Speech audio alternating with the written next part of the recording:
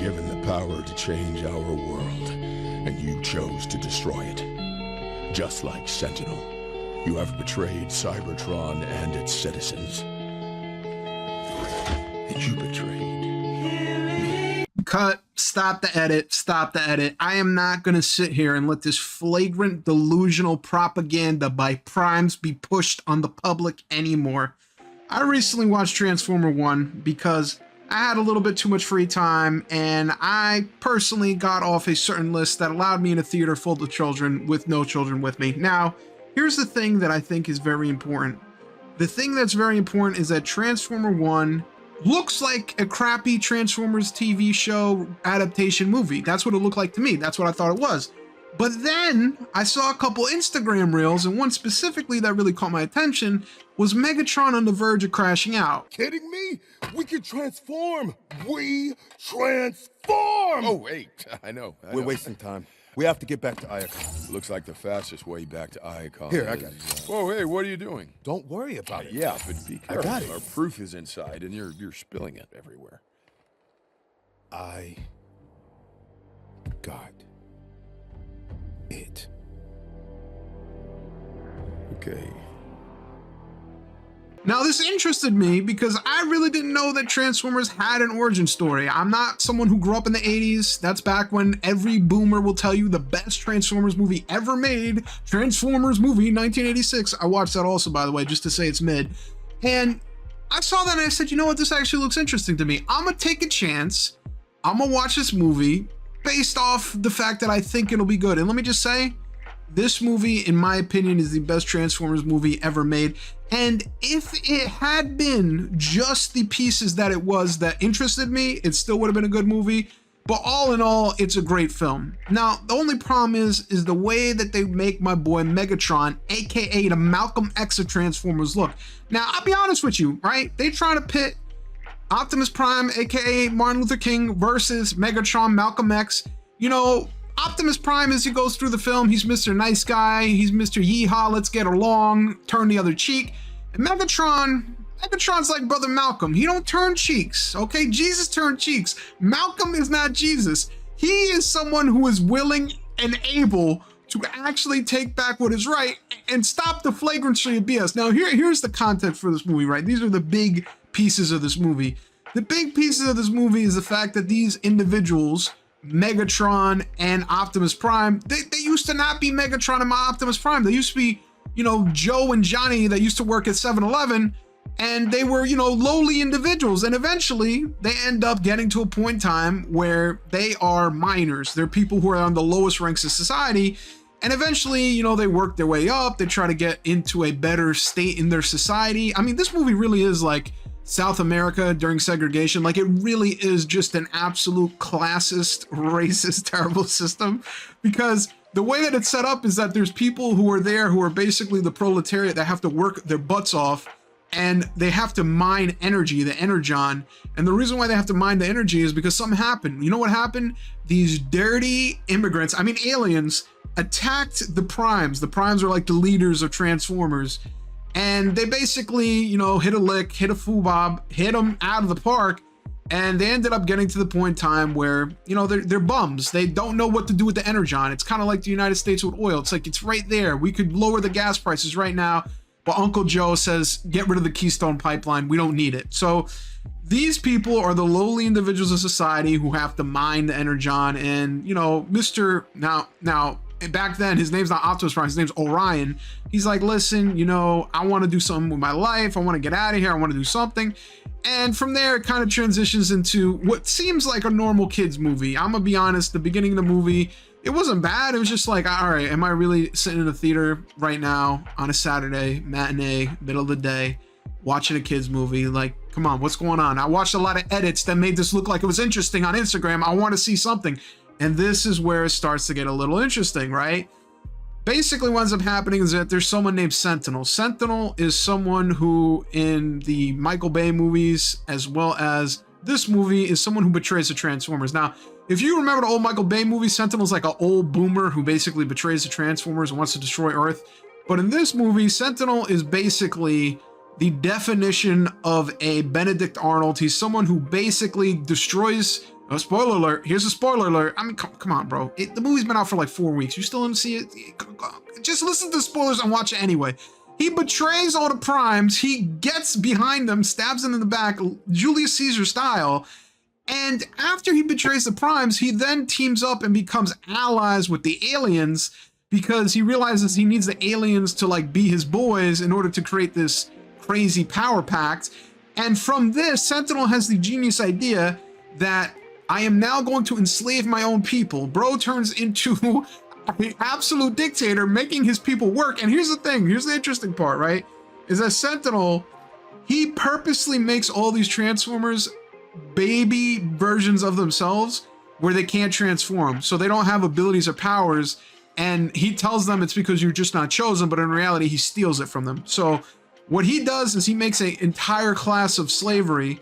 And then from there, certain ones that he seems like they're going to be loyal to him, he lets them transform, he lets them be their boys. And upon finding out about this, Brother Malcolm, Mr. Megatron, says Sentinel is a dog, he's a piece of garbage, he doesn't deserve the same air that we breathe. If I ever get my chance to destroy that man, I will. And honestly, this is where I start looking at Megatron like, hold on, how is Megatron the enemy exactly? Like where does this happen? How does Megatron betray everyone, including Optimus Prime? Where is it? It ain't there yet. It ain't there yet. So what ends up happening is that they discover that Sentinel is a crook. He's the Richard Nixon of the Transformers world. And they decide to do something about it. And, you know, from here on, the movie gets pretty damn interesting because now it's got this Benedict Arnold angle. It's got this Transformers who are basically slaves angle. And from here, you fast forward a little bit, Optimus Prime or Orion ends up getting a power to transform. Megatron gets the power to transform. Bumblebee gets the power to transform. They all get new powers. And Megatron for the first time, and here's an important piece too about Megatron. Megatron used to be a goody two-shoes. He used to be an MK-12 mining worker bot. And in the slavery system, just like in regular society, in this capitalistic world, such as myself, where I need to get on my hands and knees and pray every day that my manager gives me a promotion, a raise, something to keep me going in life. Megatron used to do that. He used to show up to work on time. He used to punch the clock. He used to be there doing all the good work. And what did Orion do? Orion blew everything up, screwed everything up, and basically took away his chances of being Employee of the Month. But this is what Megatron realizes. He realizes that he escaped the Matrix. He's like, bro, I've been grinding this 9 to 5. I've been being a slave this whole time for no reason. This was literally a gigantic ploy to just make me a slave and work 9 to 5. So basically Megatron takes a red pill. He becomes Andrew Tate Jr. He's like, listen, not only did Sentinel lie to me, he forced me into slavery, my brother's into slavery, and from now on, I'm never trusting anyone ever again. It's just me, myself, and I. So fast forward, right? All of a sudden Megatron, he realizes he has freedom of speech. He realizes that he can actually think for himself, and he has the power to transform. So now he gets abilities like a big ass gun and superpowers, and he's looking lit. I'm not gonna lie, Megatron looking crazy, and I'm thinking to myself, yo, like, I respect Megatron. Like everything Megatron's saying, I respect him. And at no point he's like, oh, hopefully we can figure this out. It's like, no, Sentinel needs to go. Fast forward a little bit more. What ends up happening, you get to the conclusion of the movie, and this is where they literally make me a Megatron stan, and it's not even close to being an exaggeration. Fast forward, you get to the apex of the movie. At this point, Sentinel is exposed as a fraud to everyone. Everyone knows he's a fraud. He basically loses any political power. You now have an opportunity for Orion, aka Optimus Prime, and MK-12, aka Megatron, to lead the planet and all these other Transformers. But Megatron says, hold up. I was a slave for 30 years. My brothers were slaves for 30 years. I was doing that 9 to 5 for no reason. And by the way, the only reason they had to mine Energon is because Sentinel lied about that too. Energon is like naturally funding the town or the city or the world, but he just lied because he's a liar. So Megatron's like, I was working hard labor for no reason. I'ma kill Sentinel. I'ma get rid of this man. This loser, Orion, gets in the way. He's like, no, don't do it. No, violence is never the answer. No. Loser not only gets pushed out of the way by Megatron. Megatron says, listen, chill. It's all right. Don't worry about it. Just stop being such a ridiculously, just stop being a floor mat that gets stepped on by Sentinel. Bro, Megatron goes for the final blow. This dude, Orion, Optimus Prime, jumps in front like he's Piccolo, stopping a blast from Nappa, and takes a shot straight to the chest. And I'm gonna be honest with you, this got me mad because how are you so involved with the enemy? Like, you literally have an allegiance to losers, and you now are taking a shot because of that. And you fast forward like one scene, and you see Orion on the edge about to die, and Megatron goes to get him, just like so many other times where he saved him. He took his own privileges and put it to the side just to save Orion over and over and over. And finally, Megatron says, you know what? I'm sick of saving you. Boom, lets him go, gets little Orion, lets him go down, and then he kills Sentinel. Now, I'll be honest with you, if they ended the movie here, I would have been happy. This would have been a 10 out of 10 film. This is a great message to kids. Don't let people walk all over you. Don't let people make you work a 9 to 5 or a 10 to 12, whatever the case may be. Don't let your manager tell you you're gonna get a promotion and the promotion keeps going quarter to quarter like me. You need to stand up for yourself. You need to rip that person in half. But that's not the message that the movie sends, because after this, Megatron says, listen, there's no more leaders. There are no more primes. Follow me. We can all be free. Already, I'm like, why wouldn't I follow Megatron? He don't play games. He's in it to win it. What does the movie do? The movie then hits you with the most biggest BS I've ever seen in my life. Orion falls through the core of the planet. The ghosts, the gods of Mount Olympus, they then form together and they say, you know what, Orion, you are the chosen one. You deserve the matrix of whatever it's called, the most powerful thing in Transformers history. Here you go.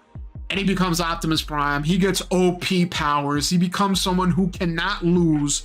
And after he suns Megatron, and at this point, Megatron had a crash out. Like, bro is geeked out. He is not listening to Optimus Prime. He is not going to stop at this time. He is upset.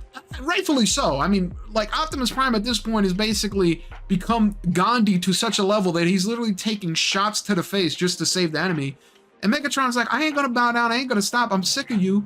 But because Optimus Prime got the matrix of leadership, and because he has this ridiculous power, he suns Megatron, he destroys him, and then he says what he said at the beginning of this video, that you have betrayed the people of this planet and you need to leave and go away. And you betrayed me. Now, this is the worst ending. This is the nastiest ending. This basically tells kids that you should be a floor mat. You should never question authority. You should work your 9 to 5, eat your vegetables, be a little good worker, instead of doing what Megatron did. Rip your manager in half, rip your teacher in half. I don't want to do my homework. I don't want to do my work. I'm gonna rip my manager in half. All my problems are solved. And there you go, mom and dad. I can't get a bad grade on my report card if the teacher's ripped in half. Why did they have to ruin this movie with this absolutely sacrilege ending of just showing the message of no matter what, always be above it, always go, they go low, you go high? No, I want to be like Megatron, crash out and rip my enemies in half. But unfortunately, that's just not how the movie ends. At the end of every single video, make sure you ask people to rate and subscribe to your content. It makes them feel like they're involved even though they're really not. And most importantly, make sure they comment on every single video. If you have to, disguise it. You know, call it something like the question of the day. And really make them think you're gonna really read it when you really don't have to. Ha ha ha!